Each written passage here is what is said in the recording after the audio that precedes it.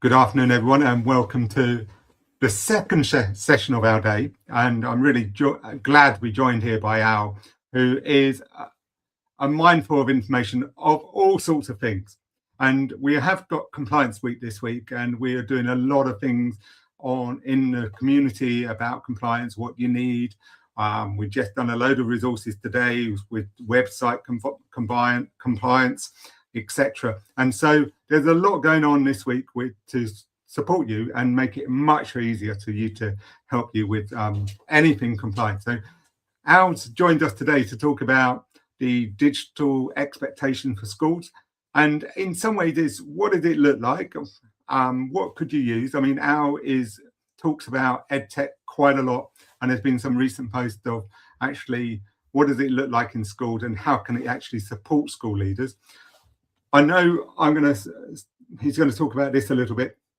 If you get a chance to go to the website of Net Support and actually have a look at this, it is a very detailed booklet and strategy guide for you to use, and it is so useful.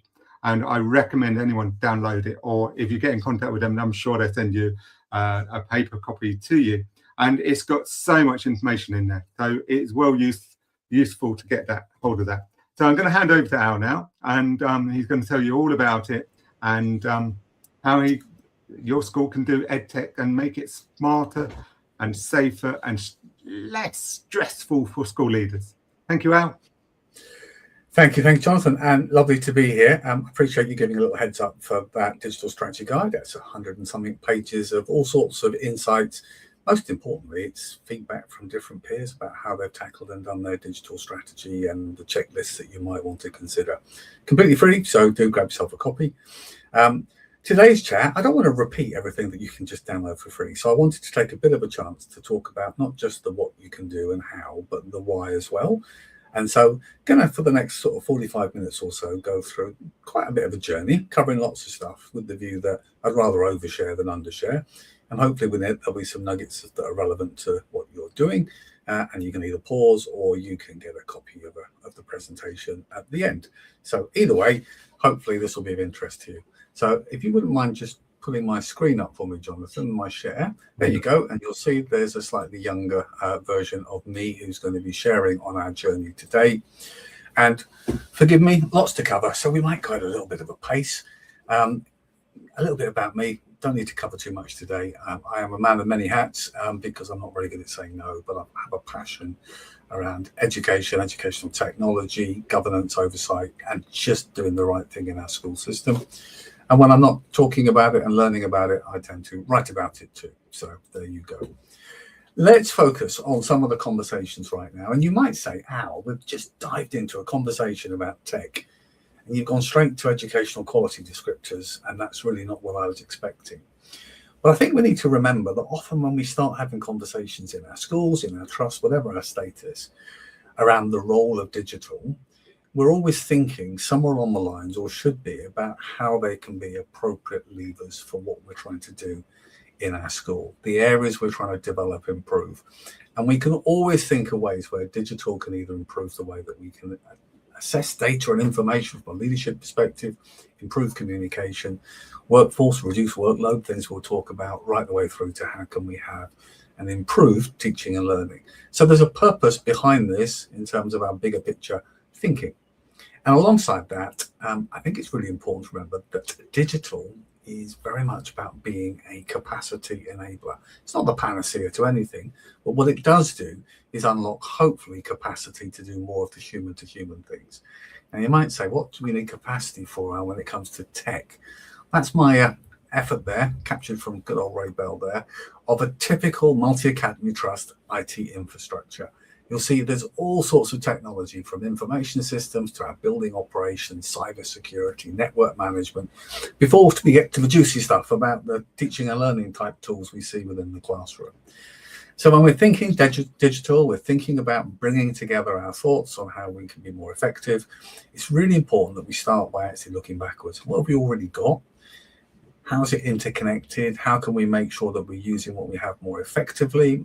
How can we make sure that things that need updating are updated? So starting with a really good map, a sense of what you've got, is absolutely the starter for 10. Then you arrive at events like today and Al pops up on the screen and says, hey folks, let's talk digital and AI, those hot topics. And half of you say this is going to be exciting, innovative, a chance for change and innovation in our school. And the other half, maybe more, say, oh no, not right now. I haven't got the time, the capacity, the will. And frankly, this digital stuff, it's just not my wheelhouse. And what I try to say is you're not alone.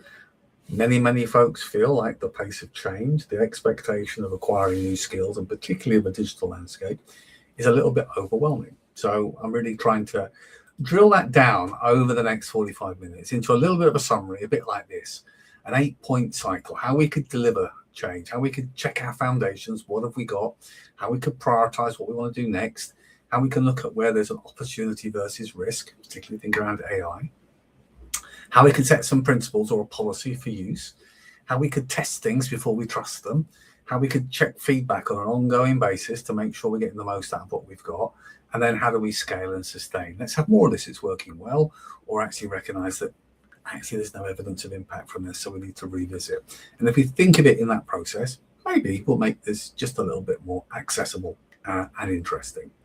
So when we talk about things that are happening at the moment, are we talking about AI or topics accelerated by AI? And you might say, look, you're at AL. The last thing I want to do is hear about AI. But whether we like it or not, when we're talking about the accelerators for digital, whether it's our digital strategy, whether it's updates to Kingsley, whether it's any other guidance, AI weaves its way into there. And so I wanted to take the first 5 minutes or so to just set a bit more of the why, stuff that I'm really passionate about, and I have no doubts will resonate with many of you listening. So my first bit on the slide deck here is the fact that AI has triggered a much bigger conversation around the world in the educational systems around the discussion on skills. With AI being this tool that the workplace is already adopting that will do mathematical analysis much quicker than the best mathematician, and translations and linguistics much quicker than the best human being, employers are looking for the next generation of workforce that have their most human skills. Those skills that we might consider as being things like critical thinking skills, communication skills, creativity, imagination, all the things that differentiate us, dare I say it, from the machines. And I spent 2 years co-chairing a work stream with the OECD on education for human flourishing. Very much a sense of how do we measure in a system that currently is the PISA rankings around the world, the thing that governments tend to take notice of because they like to be up there on the league tables. How could we measure more than what we currently do with 15-year-olds on that very much STEM-based assessment of knowledge, and incorporate ability to measure skills, a sense of awe and wonder, a love of learning, lifelong curiosity, and all those soft skills that now get considered power skills. So when we start thinking about there's a shift to trying to measure skills, and if we measure skills and they suddenly appear in tables, governments will want to shift. And if we know that the workplace is starting to look more value on skills as well, and if we see consistently report after report showing how thinking outside the box, how creativity is moving from being a nice to have to a measurable capability, we start to shift the dial in terms of what we're expecting from our workforce, most definitely expecting for our young people who are moving through the education system and arriving as the future workforce. I drop in an analogy or two along the way. This is one which I like to share. It's not an analogy. This one is from a Chinese proverb. A clumsy bird can reach the forest first, or thereabouts.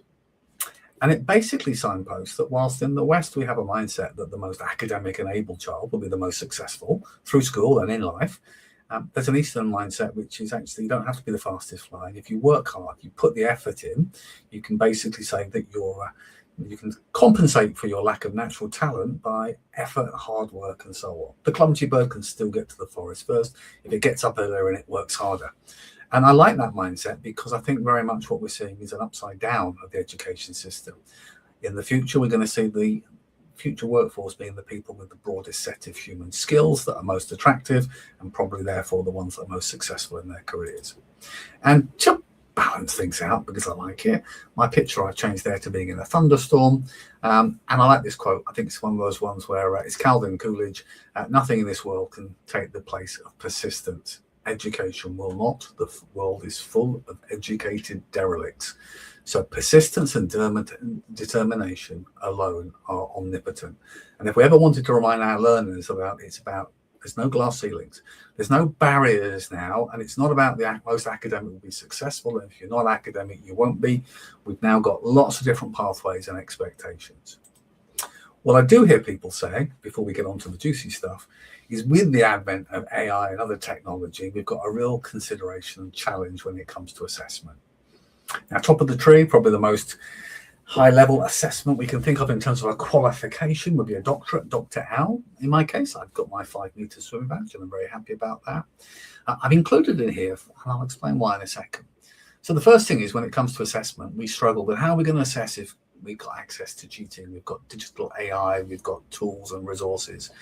And of course, at the very highest level, we say, well, we talk to you, you do your research for 2 years, and you have a viva room. We sit down and we understand with a panel whether you've got deep knowledge in the research that you've done. And then a master's, it's a combination of assessment and written tests and so on. But we come all the way down to our A-levels and our GCSEs, and we say, heck no. The only way we're going to test that is on rote memorization over 2 2-hour sessions. And we don't allow that professional, so we call it the in-school, the teacher assessment or centre assessment. We rely purely on that memorization. And so part of our challenge moving forward on assessment is going to be thinking of different ways we can capture a child's understanding and actually trusting that teacher assessment of a child's knowledge and their ability to identify when work is or isn't theirs. In addition to that, I'd like to share there, we have a system at the moment that says everybody take your GCSEs, and at the end of it, we'll decide based on everyone's results where the pass mark is going to be. And if I took the same analogy, we'll all jump in the pool to do our 5-meter swimming badge. And at some point when we're halfway across, we would decide that some of us can reach the other side and some of us are going to have to fail. So we keep stretching the distance until a sufficient proportion don't get to the other side. For me, that's another aspect of trying to look at the equity of what we do in our system. You probably guessed by now, I'm just trying to poke a few different ideas to think about, that when we start thinking digital and change, we need to be thinking of the why, what's happening in the world.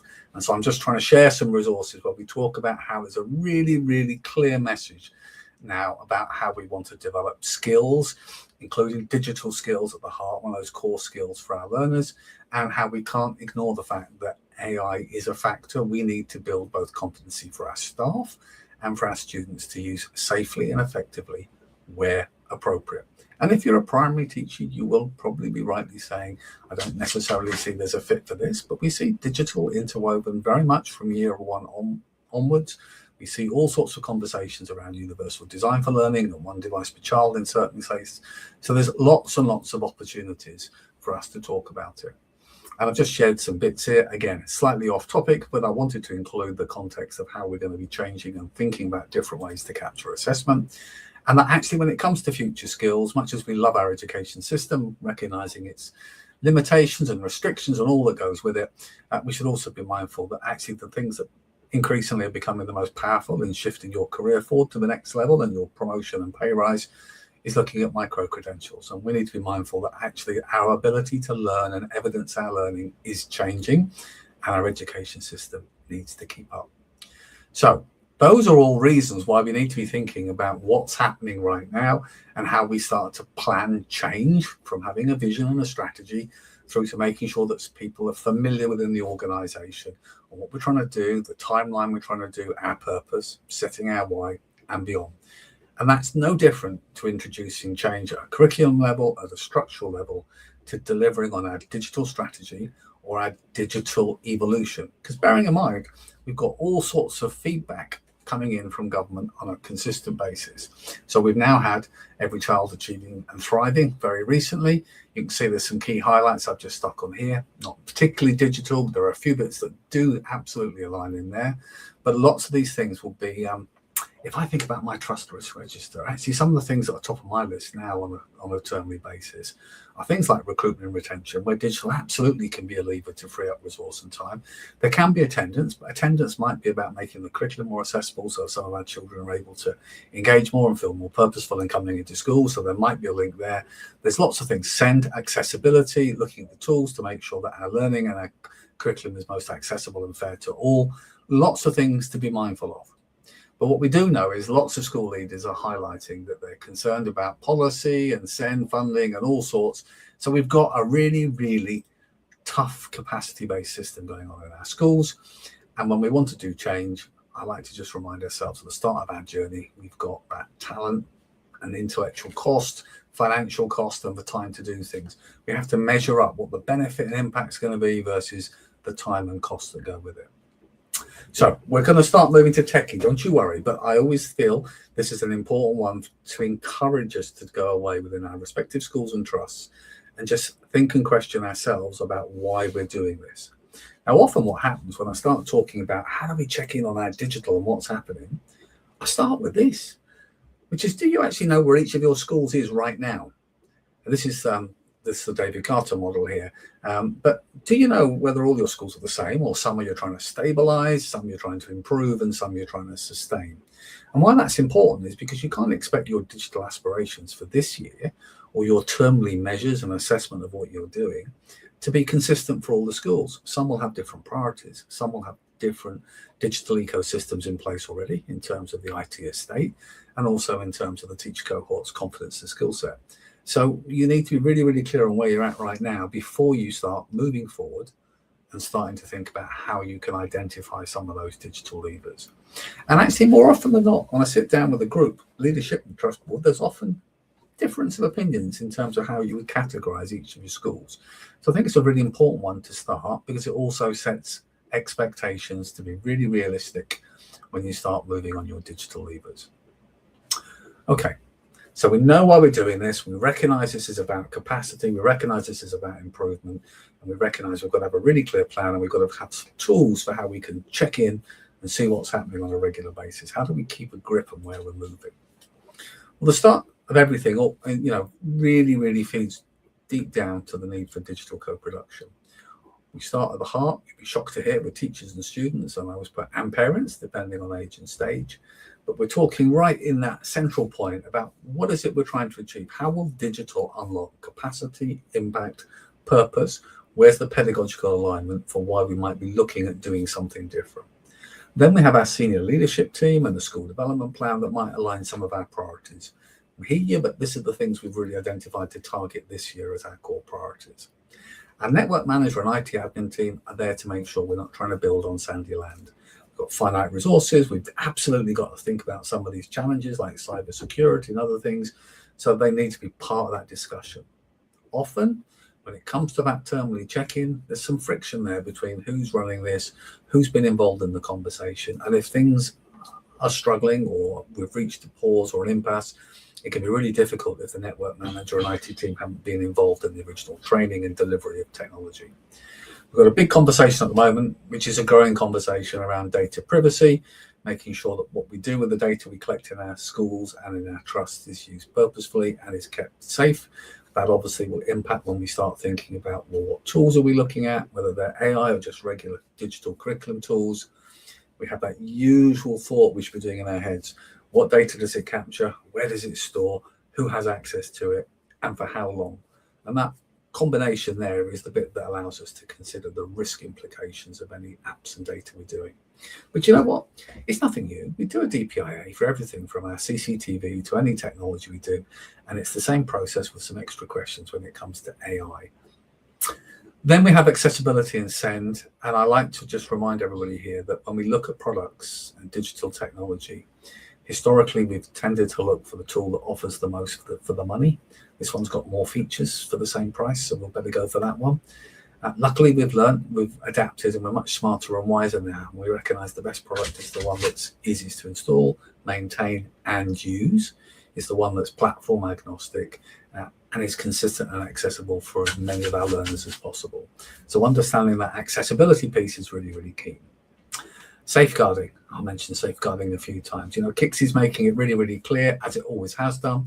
When looking at our technology, we've got to be thinking about filtering and monitoring. The more we have access to technology, the more we need to make sure we can check and protect our learners. In the latest iterations of Kingsley, we're starting to think about, can we identify what AI apps are being used in our school? And more importantly, can we identify how they've been used and how we've engaged with them? So if you're thinking about your typical household AI tools, so you're thinking of Copilot or Gemini, if you're doing it on your ecosystem, you'll have the ability to centrally manage that and potentially be able to centrally see how the tools have been using. For other tools where AI may have come in by default, thinking of things like Canva and other tools where it's just a new feature, you'll be thinking about making sure those apps are detected and signposted separately within your monitoring tools and apps.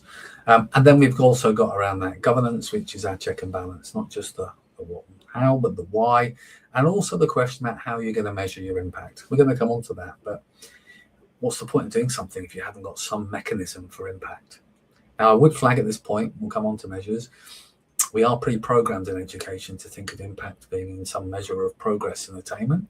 Right now, it's okay to have other variables that lead into those key drivers on your risk register. We're doing this to try and reduce staff workload. How are we going to measure it? Based on this. Does it free up more time for staff to have more human-to-human interaction? We're going to try and close the feedback loop. We're going to try and make this so that it comes out quicker. Those are all reasonable measures.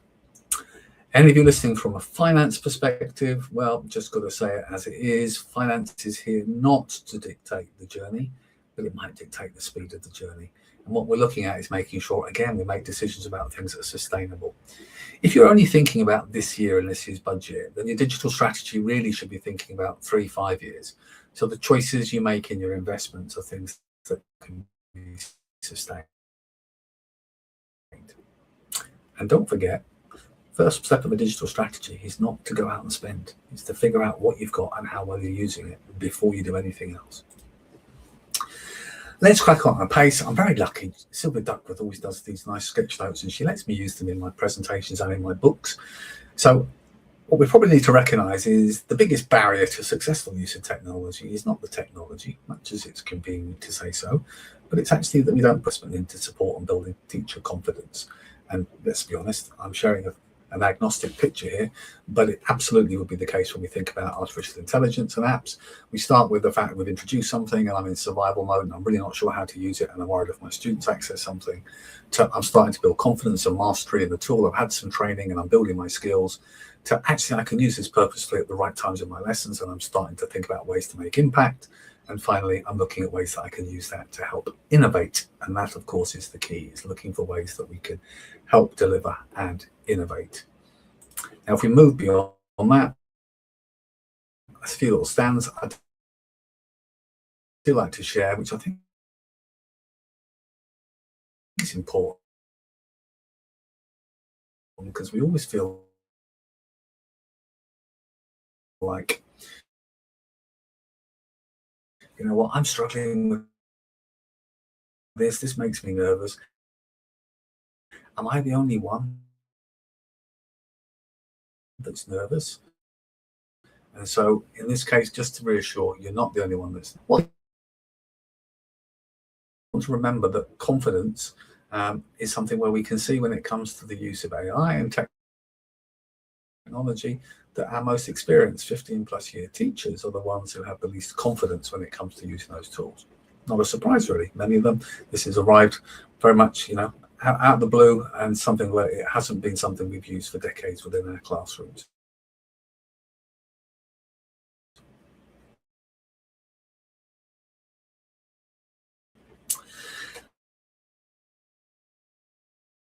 Let's wander on from confidence being important. In this sense, this is about how confident are you using AI-powered tools safely and responsibly. You'll see the lag on that one. And I would say they distill down into, at first level, EdTech educational technology. Really hot topic between the pro and the cons. Neither are actually right. EdTech is such a broad term. You can't say EdTech is good or bad because it's everything from the bit of software used to teach maths in the curriculum resource right the way through to your overarching learning management systems. PedTech, pedagogy informed and led educational technology, all about making sure we're making learning decisions at the heart of how we use technology. AI or OWL, either way, important right now. Effective use of data, how skills is becoming amplified, and the challenge we have within the school system on delivering change. And that is not lack of will, that is predominantly lack of capacity. So if you want to look at topics to watch, some things you could consider in your schools, then absolutely I'd start by saying AI safety and procurement is number one. We've got the DfE's updated generative AI safety standards that were published in January. Digital standards becoming a clearer accountability framework. Cybersecurity is now a leadership issue, not just IT team. That's part of the draft update for Kingsley 2026. Filtering and monitoring, I talked about earlier, but that now requires you to make sure that you're having a regular review of that at trust level as well. We've also got to make sure we get our digital standards in place. We've got our online safety policy is expanding to reflect new devices and device expectations, and digital media literacy are rising up the curriculum agenda. We recognize as a digital world, maybe there's a little bit where government is looking at it as this will fix and be a panacea to all the pressures on the system, which is not true. But those are some of the things that really need to be in your radar at the moment. I did share that the OECD's digital education outlook is pretty blunt about Gen AI. It's not a choice, it's coming, and where it has the potentials in assessment values, that's looking from an international basis. What does that mean? Well, it means we've got to be focusing on how do we develop, for first and foremost, in the next few terms. I'm going to say terms. I was thinking years, but it really isn't. It's terms, folks, about how we start by building the digital AI confidence of our workforce. You'll see the OECD report again there. I'll show a little bit in the top corner. But we really need to be thinking about how we can develop that already desire for many, their confidence in using the tools, so that they can follow that curve we showed earlier in terms of building their own confidence journey. Now, I was at an event 18 months ago in Amsterdam with a lovely Laura Knight, and we're talking about the AI threat and this lovely curve here where we moved from the fact that we had a big announcement a few years ago about ChatGPT, and then we all said, yay, it's going to be the savior to everything and anything. And then we suddenly realized, hang on a second, the output from these tools isn't always correct. And sometimes it's a bit biased, and sometimes it's really not what we thought. And now we're moving towards a slope of enlightenment. In other words, we know the right questions to ask, mostly. We're starting to see some tools improve and develop. We're starting to see bias being mitigated. And hallelujah, we're starting to see a few more education-specific tools that already have those ring fencing around them. I prefer my version here, which is, we need to make sure that as we go along here that we think we know it all, then we suddenly start dipping down into these tools and we think, my goodness, this is harder than I thought. Now, I'm always reminded when it comes to learning, the bits we remember best are when we've had that struggle at the bottom of that curve. But now we're on that slope of learning and thinking about this doesn't have to be too complicated. We can break down this new technology in our schools in a way that's accessible, but more importantly, we can have the right constructive conversations together. So there are things it can absolutely do, not can do, is doing in some organizations, but we're still at the early stages. So lots about personalized learning, assistive technologies, language learning, real-time feedback. Those are the ways where it can free up, develop capacity. Many folks will say, I know it can create a lesson plan. I've seen loads of videos of it, but we've already got developed lesson plans. And absolutely you have, I'm sure you have, but it's where you might want to differentiate or create some extra specific resources. It doesn't necessarily mean this is a replace. In fact, I would advocate, as many of you I'm sure will be listening, that where you've got early career teachers, we really don't want them to be using AI tools as a crutch that avoids them learning the process in developing their own lesson plans in a more traditional sense. But we are seeing it being used for differentiation, quiz creation, storytelling, progress tracking. I love when you see the same book being read by all the learners, but the actual text on the screen is different depending on their reading ability and age, making sure that everyone feels included in class. That's where you can see some benefit. Even, PS, when I would say I do prefer paper in the hand for reading, There you go. So I'm just, again, sharing you resources that you can have a look at in your own place, and maybe will spark conversations within your school. I'm going to summarize, and this is the bit where if I talk about digital and planning, we have to think about AI and other things. It's just trying to share some of those benefits that are there. Workload reduction, task, data summarization, personalized learning. You know, personalized learning platforms have been around well before the advent of Chat GPT. Those tools that sit on the side for a student and prompt them to ask questions on a particular STEM subject, often the sciences or something similar. And if they get the answer right, they get asked more challenging questions. And if they get them wrong, it takes them back a few steps and develops on their foundational knowledge. That isn't using generative AI. That's just using AI where it's looking, just following its own routines on a local level to develop a child and their understanding. We've also got adaptive teaching and support for SEN and EAL learners, where there's lots of tools there. I'm going to share a little bit of a thought process in terms of the funnel when it comes to digital and particularly AI. The general challenge we have is new technology comes along way faster than legislation. So what we tend to find is legislation arrives 6 months, 12 months later, and in an effort to keep up, it tries to think about things to stop or ban, rather than necessarily how to empower in a safe and effective way. We absolutely have a challenge where, because of the huge amounts of pressure on our educators already, we get a staff knowledge gap, either because it's not an area of expertise throughout their careers, or because it's just moving so quick. It's really, really hard to find the time to catch up with it. We're constantly mindful of data breaches, so we've got to really be thinking about all of those bits, whether it's from good old days of GDPR and data breaches to sharing the wrong information. But we, on one hand, have loads more data, and on the other hand, we're trying to find ways to keep it safe and secure. We've got concerns about assessment issues and what might that look like in a world where a child can ask any device nearby for an answer or for an output or an essay. And so we're having to think again about asking different questions, project-based learning, problem-based learning, and so on. The digital awareness deficit, that's something we've got for staff, for students, and for parents, and that puts another challenge on us. So we often feel that we're a little bit in that shortfall. So some questions that you might want to consider when it comes to that. And I've got 2 sheets here. I'm not going to read them all out right now. I'll let you get into the meat of them at your own leisure. But asking the questions collectively within your own team of leadership, what's your overall vision and strategy for incorporating AI into the curriculum, teaching methods, and the admin processes? Again, sometimes it's the central admin team that can leverage some of the big quick wins and savings. How do we plan to make sure everyone gets the right amount of training? What specific applications and platforms are we considering, and why? How are we going to make sure we don't have any of those ethical concerns such as privacy, bias, and so on? So we're going to make sure we're not sharing data. And what measures are going to be taken to ensure the use in the classroom is inclusive? Again, thinking about making sure it doesn't exacerbate those differences. Then we're also going to say about how do we plan to measure and evaluate the effectiveness of impact. Replace the word AI with any digital tool. If you're doing it, there's got to be some purpose and benefit from it. What statements are being taken to include and educate parents? So for primary, let's make sure they can help in that journey. How are we going to make sure the infrastructure can support the implementation? Not much point shifting to an online tools if you haven't got the right infrastructure, Wi-Fi access points, or broadband connectivity to support. What's the timeline and costs? Again, don't make a sword of Damocles over your heads. And how does the school plan to stay up to date with rapidly evolving landscape? That's about, we're going to have regular teach meets, updates. We're going to have somebody who's our digital lead that takes a process on it.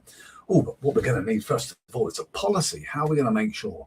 Well, I always argue that less is more, unless it's chocolate, as I ably demonstrate on this picture here. But you know what? Some folks say, I've got a great new digital strategy for our school, or an AI policy in particular, and they wheel it out on a trolley. And you just have to question for a second, do I think when a member of staff logs into their computer on a Monday morning, they will be thinking about all these pages of policy when it comes to their safe and effective use of AI, a new tool within your school? Probably it'll be Copilot or something similar. So the important thing is to have a policy that simply says, agrees some core tools. Maybe it's Copilot, maybe it's Canva, maybe it's, I don't know. I'm very much agnostic. Set a baseline policy. So what can staff do? You can upload data, but not with personalized information. If you create resources that are more than 2 sentences, make sure you signpost what they were generated by. Let staff explore it, but let's make a place where you can share what worked well and what didn't work well. Just as importantly, your feedback and share. Going to agree the policy, and then we're going to review it on a termly basis where we might add or remove tools depending on their effectiveness. In other words, how do we break out of the silo so that staff can share with other staff what works well, whether it's tools, prompts, questions, or resources that are being generated from that. I will always remind you that if you want to think about a journey within your schools when it comes to this digital checklist, think about setting the scenes, your foundations, what your priorities are, because that shapes which goes first. Identify the opportunities and offset that with the risks. What are your key policies? How are you going to test and evaluate? Keep that feedback loop going before you continue with your strategy. It's a recurring thing. What I want to remind you, because these are the things that allow you to measure, is when we have a vision for a digital world and a digital school, you've got to start with the why, not the what now. Why are we doing this? Why we're now introducing technology, and then of course what are we hoping to mitigate, what are we hoping to improve, and how are we going to measure it. And that measuring impact is the bit, like I said, that as education we tend to be a little bit narrow on that measure focus, and for the first time we're having to broaden and widen that up a little bit more to start thinking about, it could be about saving us time, it could be about improving the feedback loop, it could be about improving well-being and accessibility, and that's cool just as much as of course wanting to raise standards. You might think about how are you going to capture evidence. You can ask for the anecdotal evidence. Al told me that this tool was really good. You might get the descriptive evidence where you've actually been on a website and you've seen a case study and you've seen a brochure and you've had a look and said, this tool is really, really good.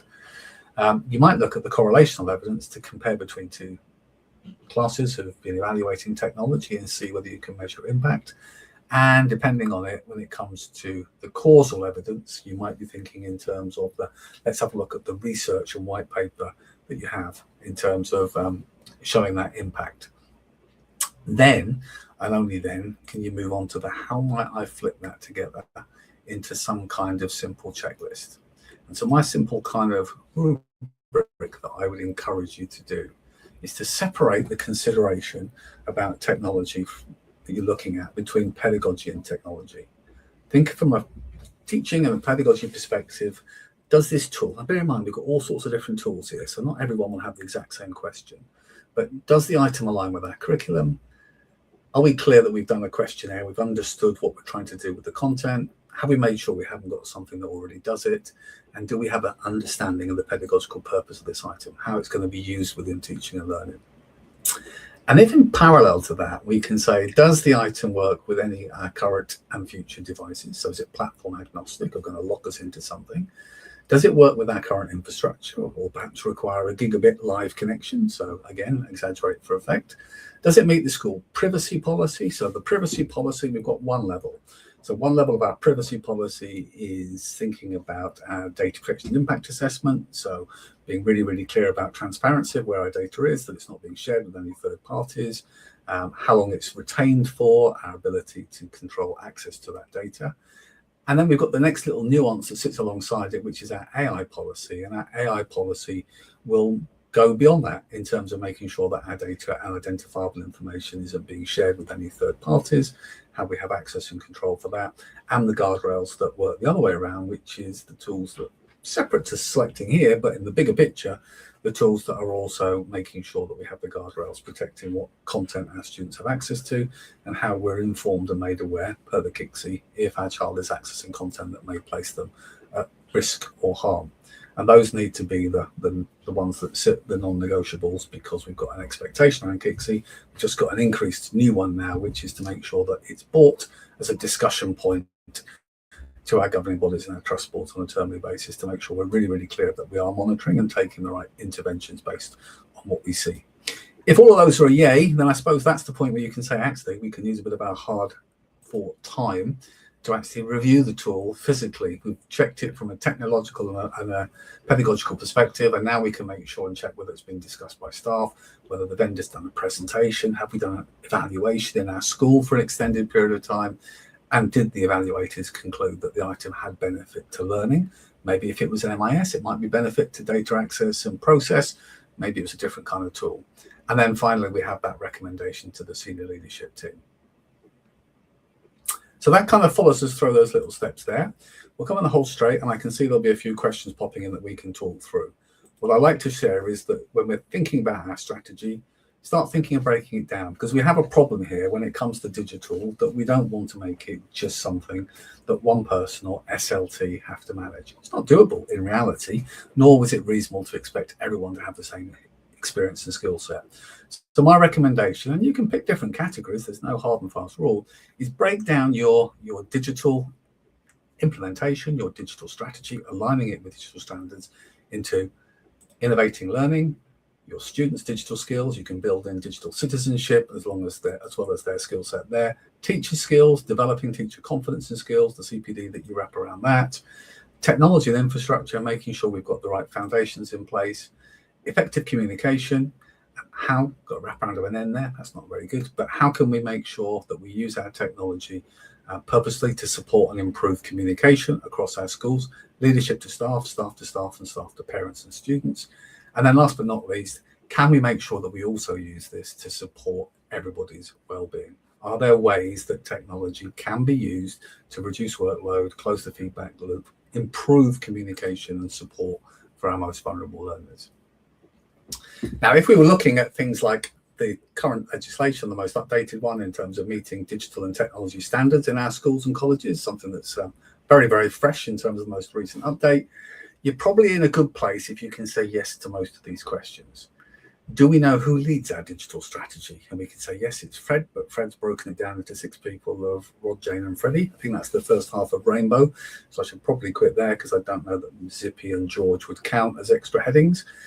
Do governors receive meaningful digital assurance? How do we know that we're using these tools? Are we happy about the safeguards? Are we happy about how we measure impact? Do we have secure systems, updated records and continuity plans? What happens ifs? Have we reviewed our filtering and monitoring this year? Again, think back to our Kingsley. Are we happy that our connectivity, Wi-Fi and internet is reliable? Again, think about interruption. Is IT support proactive, not just reactive? So thinking about how we support that IT estate. Do staff feel confident using the systems we expect them to use? Note we expect them to use. So again, thinking about how that ties into CPD. Are accessibility and inclusion considered in digital decisions? And do we have clear expectations for AI use? Remembering as we move forward, there's an expectation from an inspection point of view to be able to ask what AI tools you use and do you have clear expectations on their use? So we stick those kind of in there, and that gives you a little bit of a checklist of those high level bits. If we move on from that part there, we move into just thinking about those kind of high level questions. And I've distilled it down, and I wish to simplify for folks. In my slide deck below, I've provided much more detail what these really mean, but are we safe? Are we secure? Is our infrastructure and digital reliable? Are our staff confident? Are we sure our governors are informed? And what needs fixing next? I've just seen them corner of my eye, somebody asked about questions, governors. I'll tag them on the end. I did do a post quite recently to provide governors with questions to ask about this and also the updates to estates planning, which might help. It looks a bit small, I apologise, but again, you can zoom it out or use the slide deck for it. This is your checklist terminally when it comes to digital standards in a bit more detail. The things to think about under each of those categories of leadership and oversight, the safeguarding side, the cyber security, devices, infrastructure, and so on. So I've tried to sort of make sure you've got some keynotes that cover each of those different elements. Moving into the home straight, we're making sure we remember that we want to keep the human in the loop. So whilst we set the scene and we think about the foundations of our strategy, what our priorities are, how we're looking at what the opportunities are where technology can help mitigate some of the pressures in our school or trust at the moment, making sure we've got those policies, being really clear on how we test and evaluate and continue to capture feedback. This is all about keeping the human in the loop. And right the way back to where we started, there's this conversation about how we can make sure we can continue to have that process, that simple 8-point process, where we can really cycle around and manage how we deliver on that change. Then if we want to, we can also move in here, because I like to share, and why not, loads of reading resources that are really, really good ones if you want to get a sense of some of the top topics. This is quite AI heavy because that's where the biggest shift is, but there's some really good staff and student handbooks. There's some really good broader guides. There's some bigger thinking about EdTech and infinite education. Again, looking sometimes the best time saver we can do is just signposting good, tried and trusted resources that might help along the way. I'm completely biased, so of course I thought I'd just share with you my latest book and the lovely feedback. You won't be shocked to hear it's got a big section around AI and the role of teaching and learning, as well as curriculum design, and other things we should be asking is difficult questions. I see there's mixtures of folks who will be asking questions here. You'll see I do also share governance handbooks, multi-academy trust growth guides and questions for that, as well as reach out to me, connect to me, particularly on LinkedIn. I'm always happy to share checklists, questions and guides. And I think if I've timed it about right, we said we'd have 15 minutes for a chat on the end, and I think we're around about there. So I'm going to hand back to you, Jonathan, so we can pick up on some of these questions.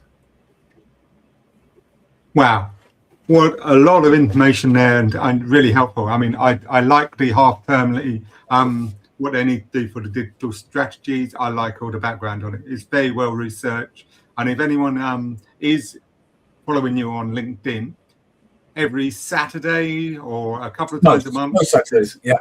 Most Saturdays. It became every Saturday for a while, didn't it? And then there is a really detailed outlook on what the popular read and events to follow and webinars to follow. Really useful. I always love reading it on a Saturday morning to find out what's going on. So we've had a couple of questions. I'll start with the governor one, because I think that's probably quite an interesting one with both your hats on of what's going on. What should governors ask that actually helps, rather than creating more paperwork for school leaders? I love it. And nothing worse than seeing a lot of time created preparing extra reports for people to either not read them or ask one question at a governing body or a trust board meeting and really thinking. And let's be honest, most of the time we want to ask a question to make sure that, not just because we think someone's missed the boat and doesn't understand it, but to help shape and frame the conversation. So I'd argue when it comes to digital, we've got two strands here. We've got some more recent updates, which are, what are we using to make sure we've got appropriate filtering, monitoring? Who's responsible for checking it? Have we identified any children that have been placed at risk? And what do we do about it? How does that feed into, the next escalation from that's going to be whether we feed it into CPOMs or My Concern or whatever, so we can track those kind of concerns. There's a bigger picture, and I do share in my green book that I shared up on the screen there are lots of questions. Happy to respond to anybody who messages me and share for you anyway. When it comes to the bigger digital strategy, I mean, within that PowerPoint, there are questions to ask when it comes to AI, but in digital, it very much is about what are we trying to mitigate? What are we trying to achieve? How do we plan to do it? How do we plan to measure it? And the key questions are, do staff have confidence in using the tools? How do we make sure we're doing this safely? And what are we expecting those measurables to be? So I think that's where traditionally we'd always expect someone to pull up a report and say, look, at the end of the year, we spent all this money on technology, or we did all this training on technology. Look how student grades went up. But sometimes it might actually be, look, at the end of the year, our retention and recruitment, instead of 12% of our staff have left at the end of the year and been replaced, only 7% did. Maybe the tools reduced workload, or maybe it was part of our strategy when it came to attendance by looking at different ways technology can make the learning space more inclusive. There are different levers. I think the most important one is, in most of the guides and resources I share, I don't give you the answers, I give you the questions to ask, recognizing that every school is different, but we always miss the why. How many times do I hear schools, it's not just education, believe me, say this is what we plan to do and this is how we plan to do it, and not spend the time explaining why we're doing this. And the why is often the thing we assume everybody gets, but they absolutely don't. And that probably into the next question in some ways. Sharon has asked the question, how do we implement digital standards without landing as another SLT initiative? I mean, my own experience from this is I always used to try, if I added something, I always took something away. And we discussed with the staff, okay, if we're going to put this in, what does that mean for the school? How does it improve the school? Your why, basically. And actually, what is it going to stop us doing? And it's a difficult one, Jonathan. That old sort of analogy of, a teacher is like a glass full of water, and before you pour something in, you've got to pour something out. It's tough when you're saying, I want to do this because I think this digital tool will help save you time. It's like, well, chicken and egg, aren't we here on this thing here? I think what I try and do and say is, when it comes to looking at digital strategy, digital standards, the broader use of technology in our schools, stop thinking that one person can handle it all and start thinking per that digital tiers, how I can break this down into different topics.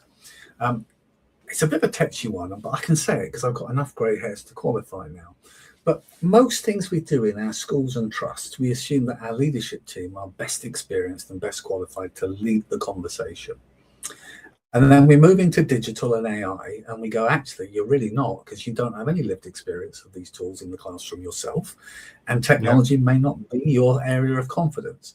So we actually start with the number one challenge, which is leadership having the confidence to delegate it to middle leaders, or dare I say it, just new teachers that have come into the school or trust this year that in their previous school or trust were already using these tools in a different way.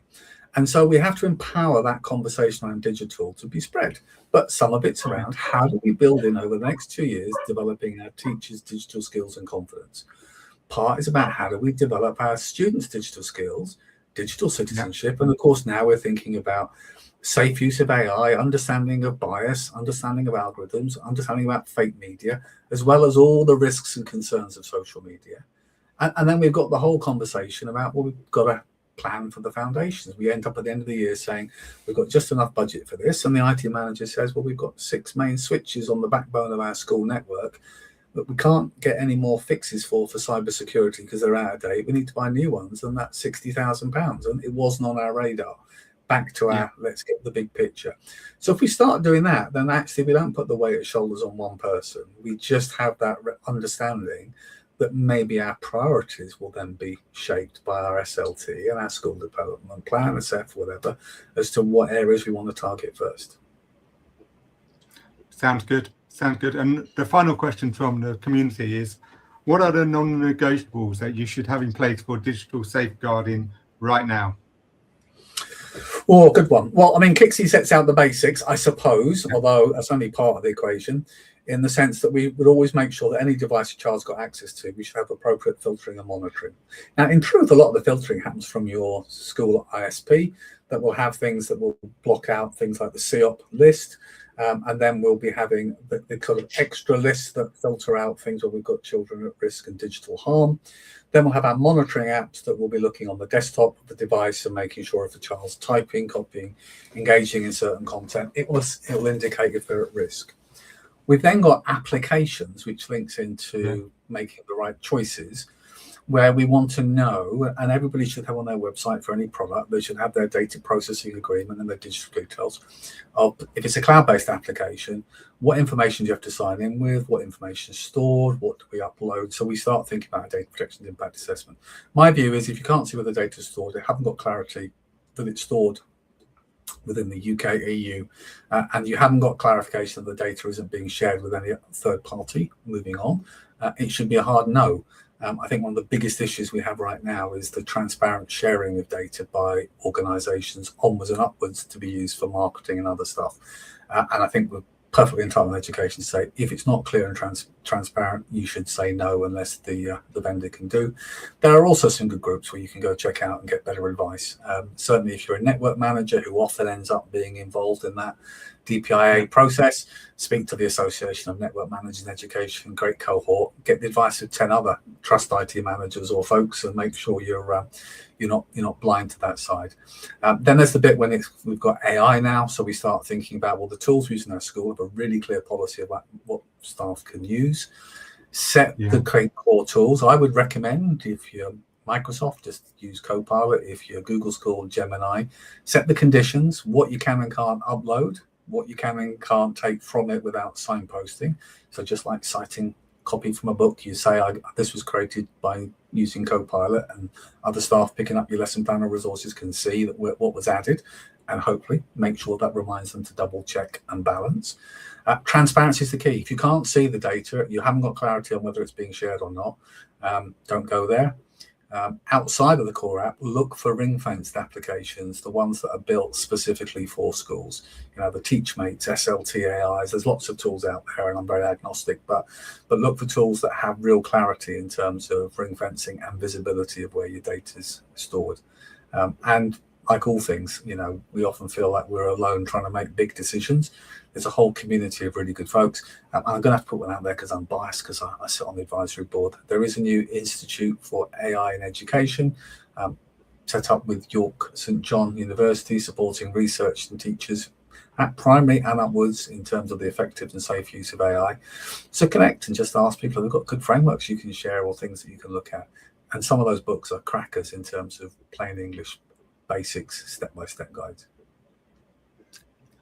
That's a lot of advice there. And I'm going to have to say that also within our community, we have a lot of support with AI, what sort of checklist that you need to do for staff and things, those sort of things that we're trying to support school leaders to make it easier to do the job, not to make it in more paperwork, as one of the questions was, is actually say, okay, this is what you need to be aware of. And yeah, we do a lot of summaries of what's coming out with the government. I took that as a given there, Jonathan, that folks on this thing would know about the fab teacher chat. Well, we're broadcasting far and wide today, so yeah, but, it could be anywhere that we're going to. And yeah, and it's an interesting world, isn't it? In the whole thing of the AI part of it and how things are changing quite quickly with that. And it is. Can I remind folks, there's no prize for who adopts the most technology quickest. There is some really good opportunities for purposeful implementation, but some of the best lessons involve no technology at all, and I expect that to be the case indefinitely. So please take the advice that's shared as things to do when it's appropriate, not that there's an expectation that every school's got to go digital by the end of the year. I think there's too many other challenges right now for us to be making that another pressure on our shoulders. So measured, slow progress. Less is more unless it's chocolate, folks. Well, that's a good analogy of that one. And actually, you did a post the other day on LinkedIn about that particular point, wasn't it? It's sort of like actually not. I mean, I always used I've been in this world for a long time of in the education. I think I remember I started just before the national curriculum folders came out.